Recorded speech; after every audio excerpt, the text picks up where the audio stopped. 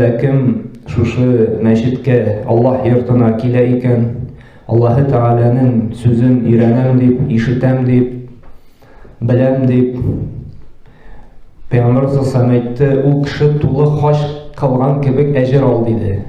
Әҗер алыр диде.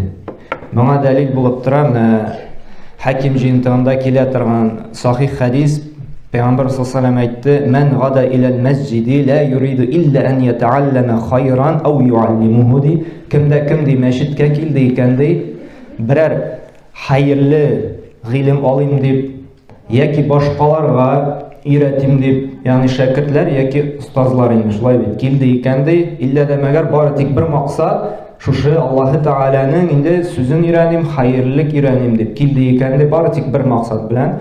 Нәрсә ди? Кана лаху ка аҗри хаҗин тамман хаҗҗатуху ди. Аңа тулы